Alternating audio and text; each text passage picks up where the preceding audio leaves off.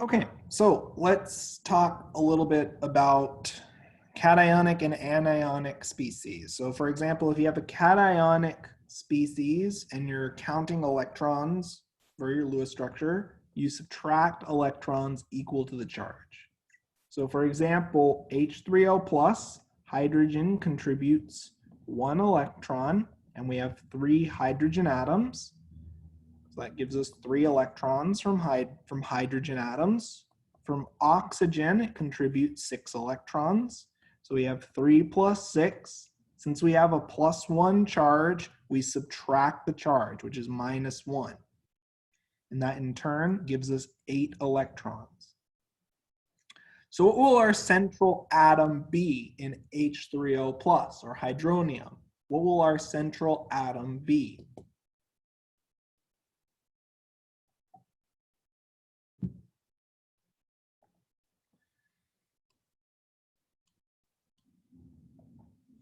Oxygen, yep. We then surround it with our 3 hydrogens.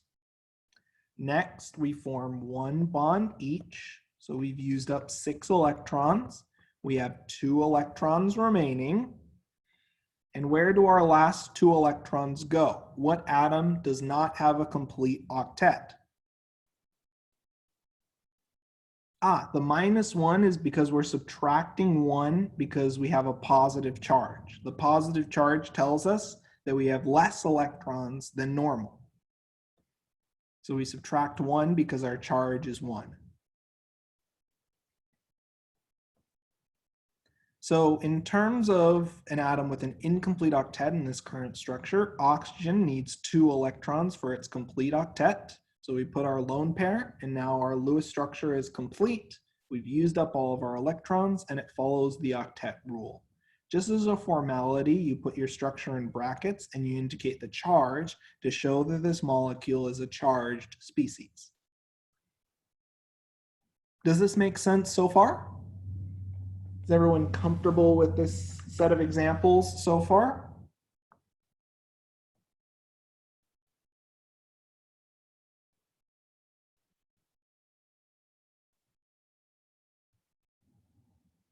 Okay, so let's look at another example. If you have an anionic species, a negatively charged species, you add electrons equal to the charge. So for example, looking at cyanide, anion, carbon contributes 4 electrons. How many electrons does nitrogen contribute? How many electrons does nitrogen contribute? 5, yep. So we have 4 plus 5. We have a minus 1 charge, so we add 1, since our charge is negative 1. That in turn gives us 10 electrons total to work with. We don't have to worry about a central atom in this case because there are only 2 atoms. So we put our carbon and our nitrogen. Okay. We now form 1 bond each. Okay. So we have 8 electrons remaining. We fulfill the octet for nitrogen by using up 6 electrons. We have 2 electrons remaining. We place those electrons on carbon. Now my question to all of you is, does carbon have a complete octet as written? Does carbon have a complete octet as written? No. Okay, so let's form 1 bond. Does carbon have a complete octet still? No. Okay, so let's form another. So that gives us the following structure. Carbon, triple bond nitrogen, and we put the entire structure in brackets and we indicate the charge to show that this is in fact a charged species. Does this make sense so far to everyone?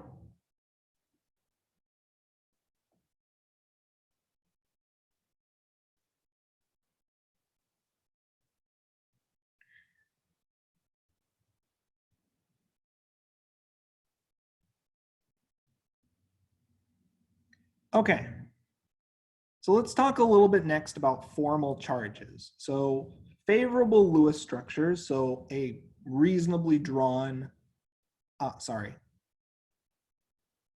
So to answer the question, it's +1. Yes, we add 1 electron to the total because our overall charge is negative, and that's implying that our structure has more electrons than the neutral species. Yep, exactly right. So moving on to this idea of charged species and charged atoms, when we think about drawing Lewis structures, there are many possibilities. How do we know what makes a Lewis structure good or preferred? Well, in general, favorable Lewis structures have atoms with small formal charge values, and we'll define this word formal charge in a moment. Additionally, favorable Lewis structures have few atoms with a non-zero formal charge. They place negative formal charges on more electronegative atoms and positive formal charges on less electronegative atoms. And in general, you want to avoid having adjacent formal charges that are opposite because they'll typically cancel out. Okay, so formal charge, or FC, is equal to the group number of the atom minus the number of bonds plus the lone pair electrons. Now, the beautiful thing about formal charge calculations is the total charge of the molecule is equal to the total formal charge of all atoms in the molecule. So let's look at ammonium. I'm going to draw out the Lewis structure for ammonium. And let's just focus on calculating the formal charge of nitrogen. Let's focus on calculating the formal charge of nitrogen. So what is the group number of nitrogen? What is nitrogen's group number?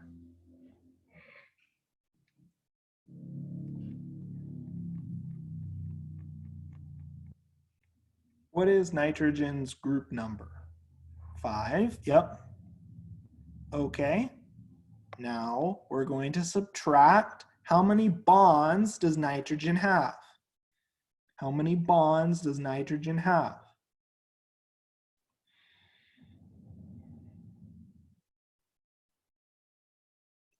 In this structure right now, how many bonds does nitrogen have? 4, yep. And now how many lone pair electrons, how many dots do you see on nitrogen? How many dots do you see on nitrogen?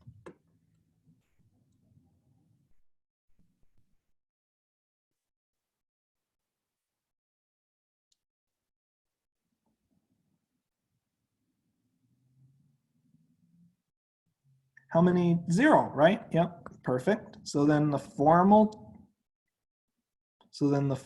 charge of nitrogen is equal to 5 minus 4, which is +1.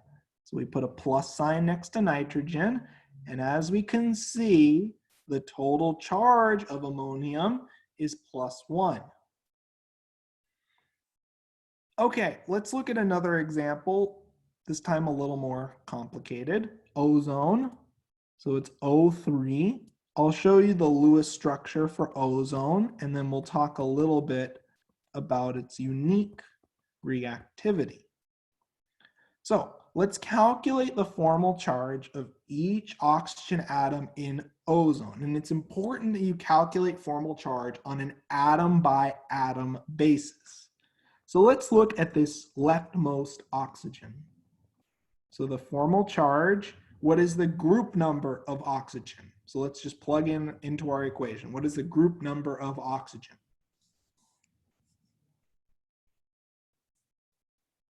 What is the group number? 6, okay. How many bonds is oxygen forming in this leftmost oxygen? How many bonds are to this leftmost oxygen?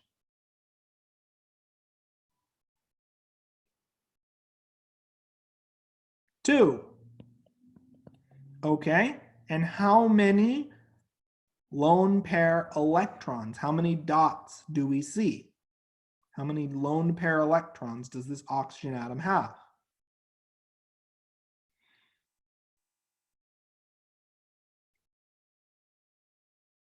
4, yep. So this gives us a formal charge of 0 for the oxygen on the left. Let's look at the oxygen in the middle and let's calculate the formal charge. The group number of oxygen is 6. How many bonds is this central oxygen forming? How many bonds is this central oxygen forming?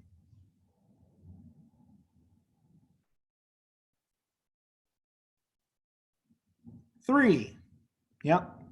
And how many lone pair electrons, how many dots are on the central oxygen?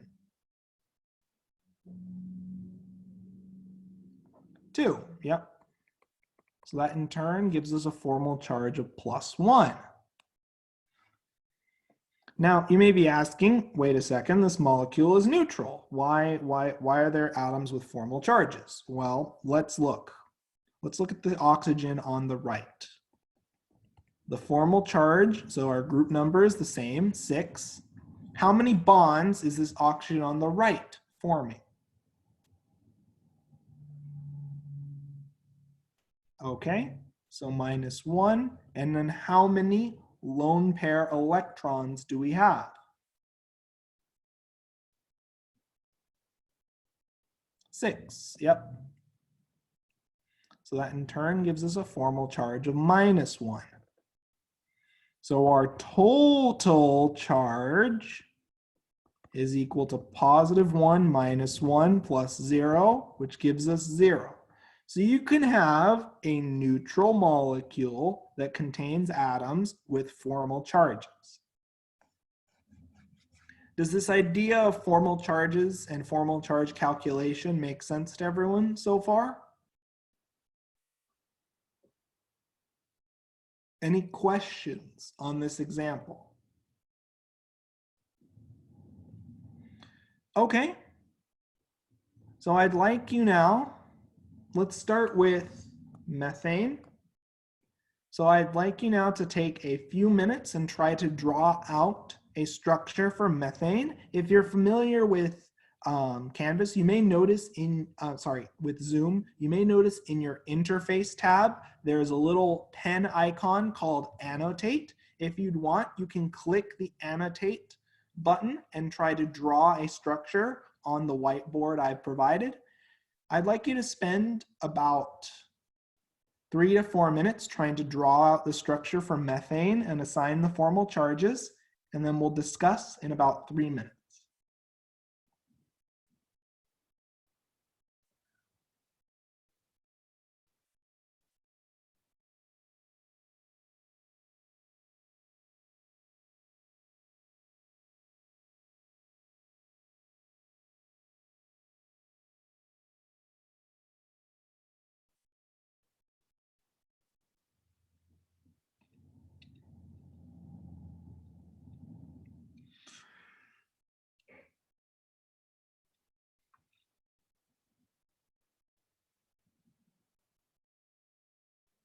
We'll discuss in about 2 minutes.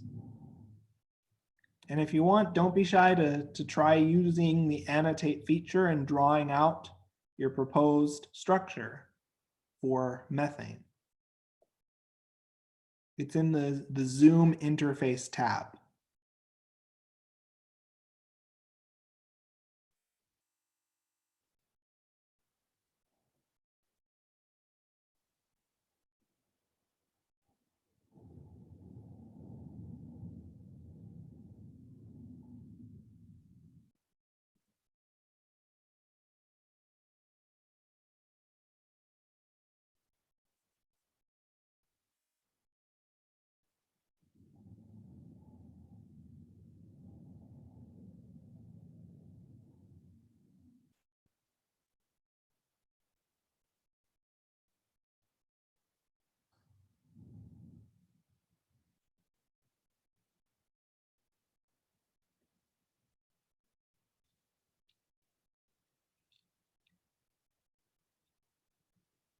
And we'll discuss in about 1 minute. Has anyone been able to click on or try using the annotate feature? If not, I'd just like you to draw it on your note set and then we'll discuss in about 1 minute. Oh, someone's breaking out the annotate feature already, and you're more than welcome to try drawing out the proposed structure for methane.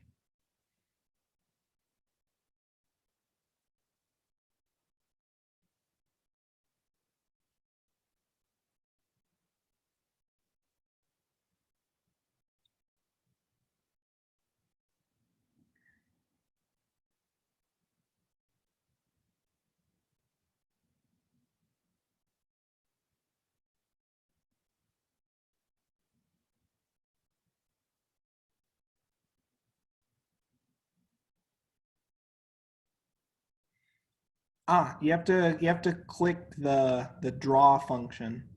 It's okay. You'll have an opportunity to try it out on the next problem. For now, let's discuss this example, and I'll have everyone provide some input via chat. So, how many electrons does carbon contribute to our total? How many electrons does carbon contribute to our total? 4. Yep. Okay, how many electrons does hydrogen contribute to our total? How many electrons? Hydrogen contributes 1 electron, but we have 4 hydrogen atoms. So in total, 4 plus 4 gives us 8 electrons to work with. What is our central atom? What is our central atom? Carbon, yep. So we're going to surround carbon with our 4 hydrogens. And then we're going to form 1 bond each. Would someone like to tell me, after we form 1 bond each, we ran out of electrons? If we calculate the formal charge of carbon, what is the formal charge of carbon in this case? If you've done the calculations independently just as a check, what is the formal charge of carbon in this molecule? Oh, not the valence electrons, the formal charge. Yeah, you are correct in that carbon has 8 valence electrons, but the formal charge of carbon is 0 because our group number is 4. We have 4 bonds and 0 lone pairs, and that in turn, for our formal charge of carbon, gives us a formal charge of 0. Perfect. So this structure is perfectly correct.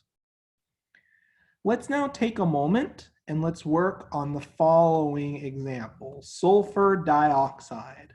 So I'd like you to take a moment and draw out a valid Lewis structure and calculate the formal charges for sulfur dioxide. And don't be shy to try out the annotate feature. It's in the Zoom interface tab. It's called annotate. It's a little pen symbol. And you're more than welcome to try to draw out a structure in this blank canvas provided. If not, we'll discuss in about 3 minutes.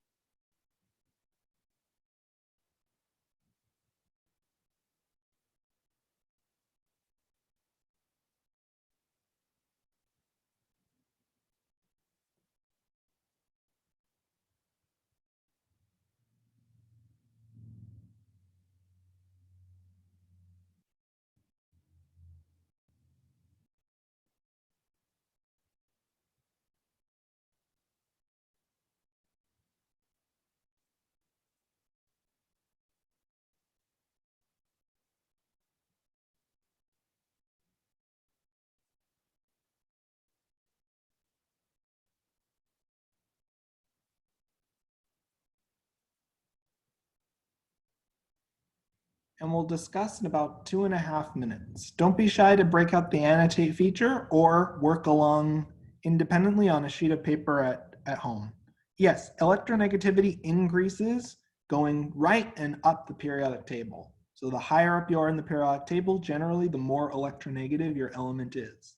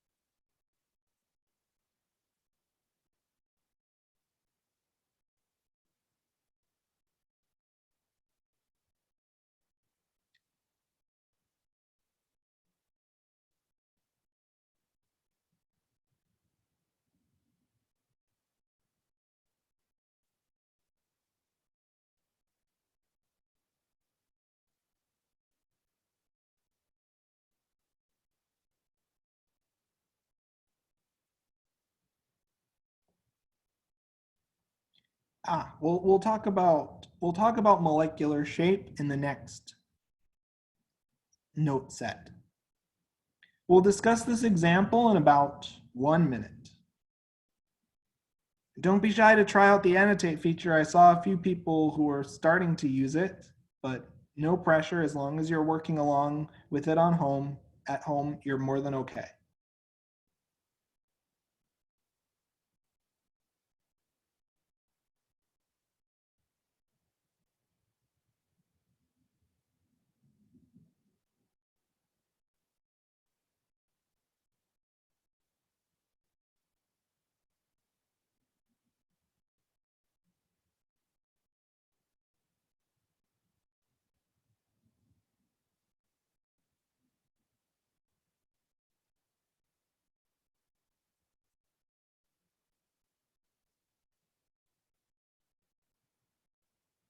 Okay, so let's discuss this example. So sulfur contributes how many electrons?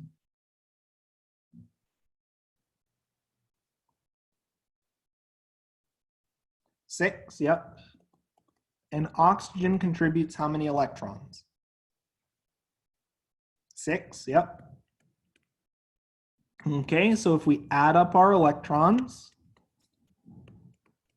so we have 2 oxygen atoms, so we have 6 electrons plus 12. That gives us 18 electrons total.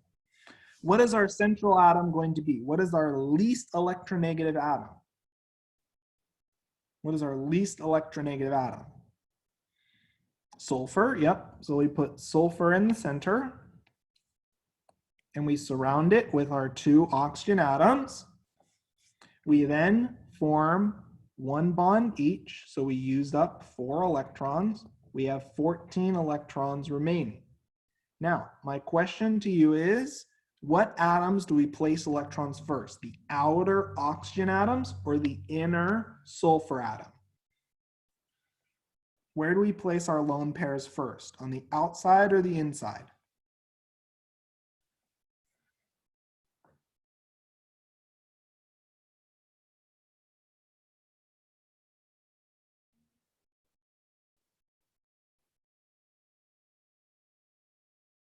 On the outer atoms, okay? So looking at each of these oxygens, how many lone pair electrons do they need for a complete octet? How many lone pair electrons do they need?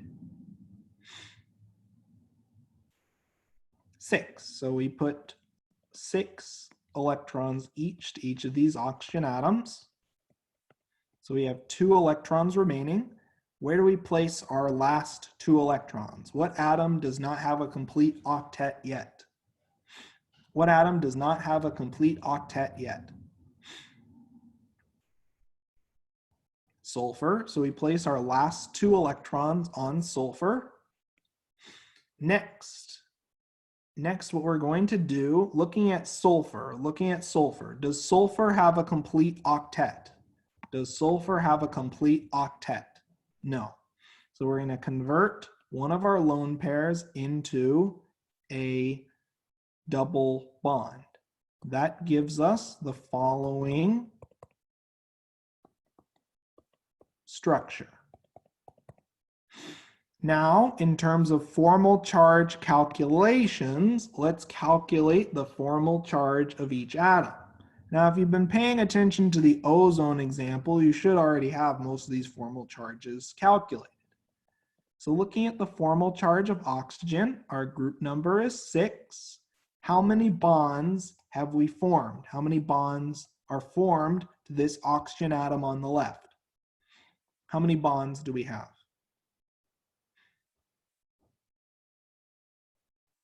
1, okay. And how many lone pair electrons? How many dots do we see around the leftmost oxygen? 6, yep. So that gives us a formal charge of -1. Okay, let's do this calculation for our central sulfur atom. Our formal charge is the group number, which is 6. How many bonds is this sulfur forming?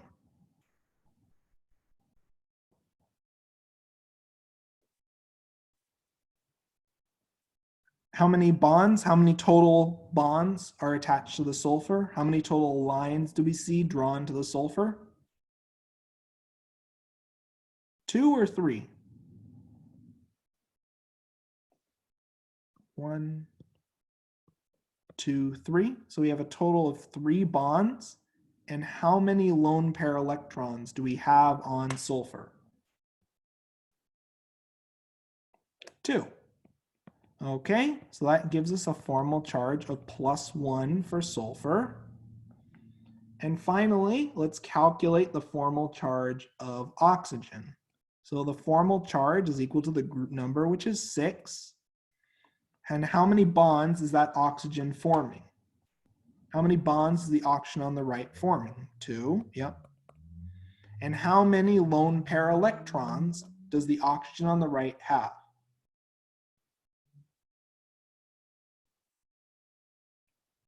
4, yep. So that gives us a formal charge of 0. Sulfur dioxide is exactly identical to ozone. And here's a nice rule that'll save you a lot of time. If 2 atoms have the same number of valence electrons, they can be swapped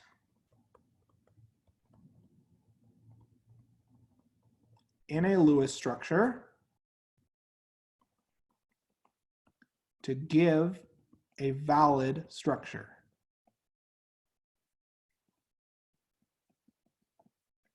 So essentially, we just swapped out one of the oxygens in ozone for a sulfur.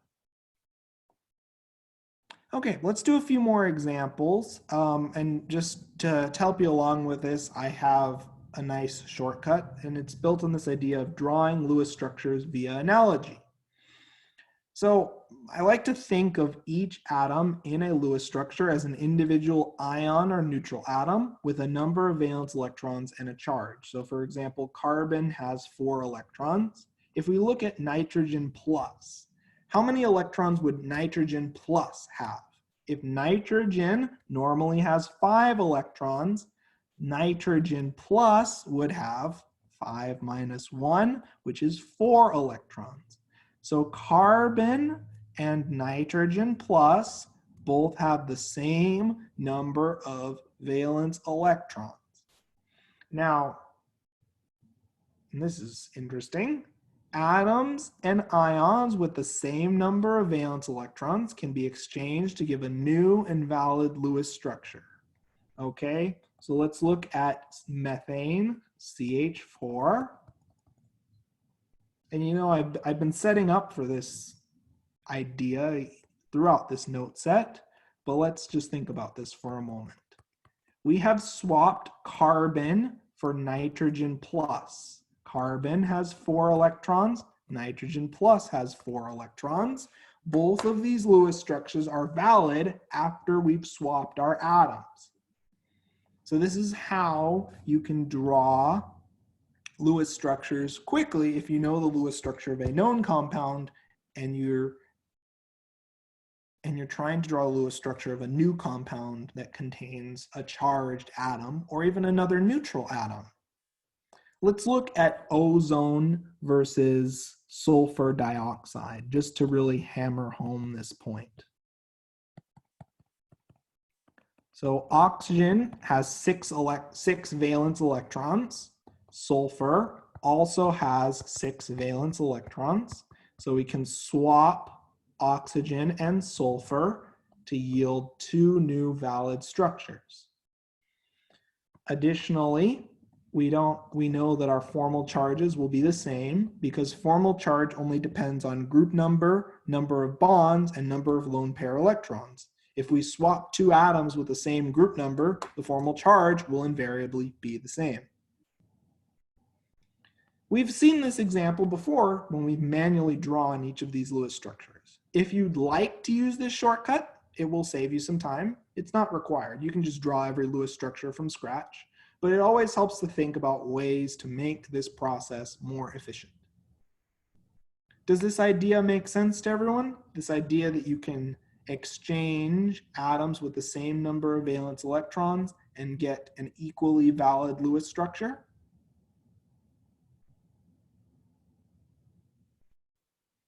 Okay, so let's keep going now.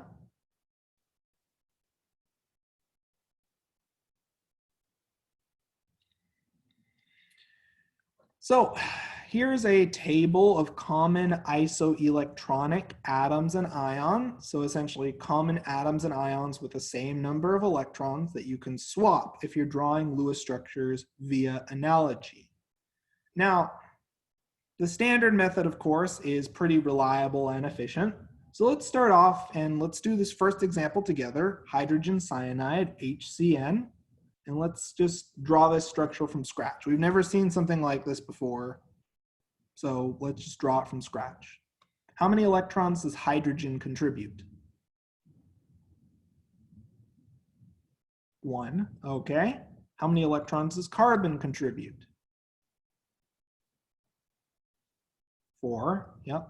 How many electrons does nitrogen contribute? 5.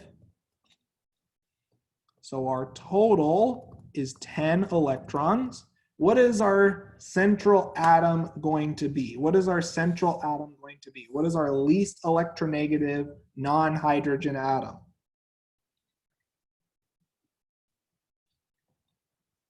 Carbon, yep. So we're going to surround it with both of our other atoms. Next, we're going to form one bond each. Oops. So we're going to use up 4 electrons. We have 6 electrons remaining. Where do we place our remaining 6 electrons? Where do we place our remaining 6 electrons? What is our most electronegative outermost atom that needs electrons?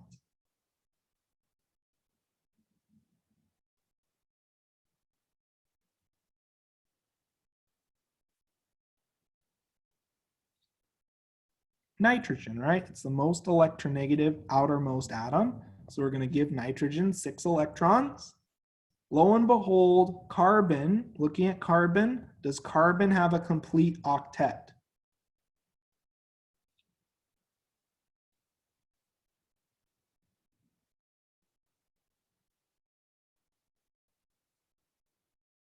No, it doesn't. So let's try taking one of our lone pairs and forming a double bond. So my question now becomes, does carbon have a complete octet now? Does carbon have a complete octet now? No. Okay, let's convert another lone pair to a double or triple bond. Now, looking at carbon, does carbon have a complete octet?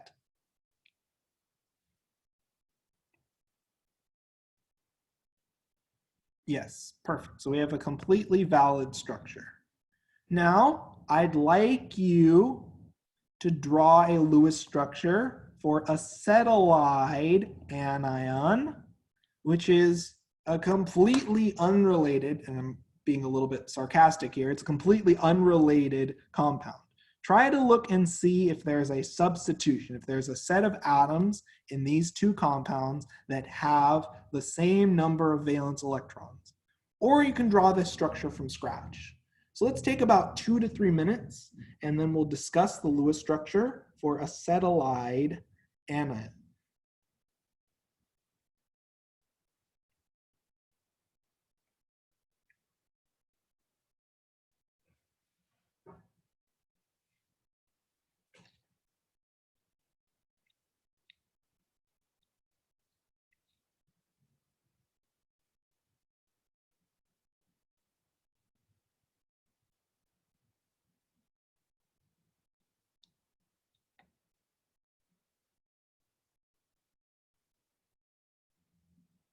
And don't be shy to break out the annotate feature.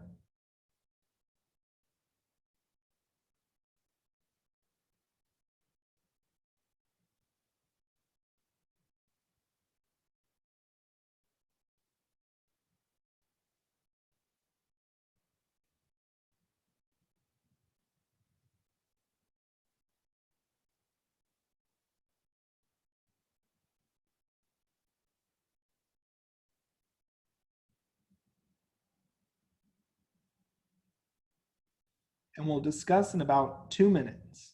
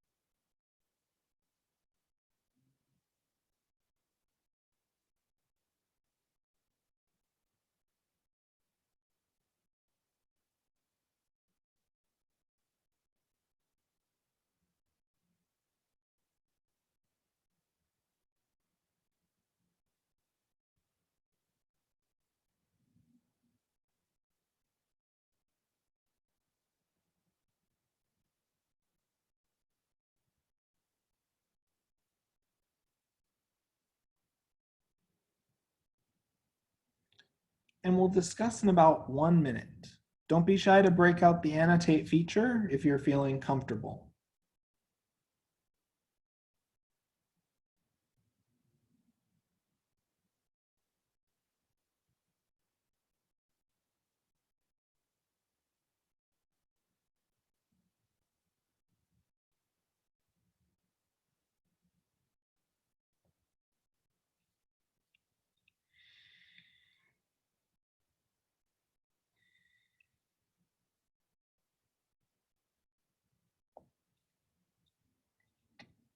Okay, so let's discuss this next example. So if we compare carbon minus and nitrogen, carbon minus 1 has 5 electrons, nitrogen has 5 electrons, so we can swap them. So in our first method, we just take our Lewis structure for cyanide and replace nitrogen with carbon minus. If we're drawing this structure from scratch, however, let's entertain that possibility. So we add up our electrons. We have 1 electron for hydrogen. For carbon, we have 8 electrons, or to write it out more clearly, 4 times 2. And because we have a -1 charge, we add 1 to our total. So we have 10 electrons. So we notice that both of these structures, hydrogen cyanide and acetylide ion, have the same number of electrons. Next, we place our carbon atom in the center. We surround it with our 2 other atoms. We form 1 electron each. We have 6 electrons remaining. We place our lone pair electrons on our outermost atom. We've run out of electrons. Does this central carbon have a complete octet as drawn?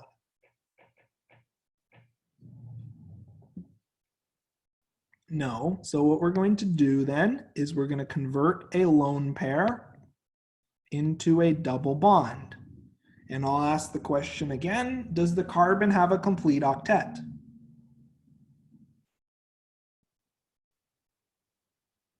And once again, no, it does not. So let's convert and form another bond. Now carbon has a complete octet. Let's calculate the formal charge. So looking at the formal charge of this carbon atom, our group number is 4. How many bonds does the central carbon form? How many bonds does the central carbon have to its name? 4, yep. And it has 0 lone pairs, so we have a formal charge of 0. Let's calculate the formal charge of the carbon on the right. So our formal charge is equal to 4. How many bonds are we forming? How many bonds are we forming?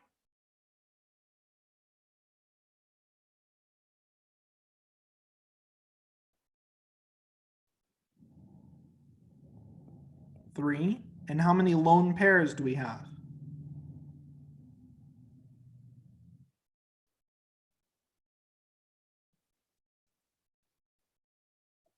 How many on the rightmost carbon, how many lone pair electrons do we have? How many dots do we see? 2.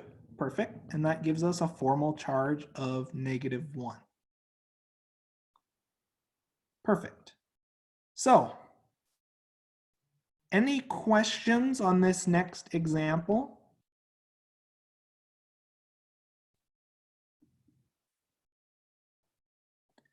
So, this is a good stopping point for today's supplemental lecture. What we're going to do is continue on with this lecture next class session on Thursday.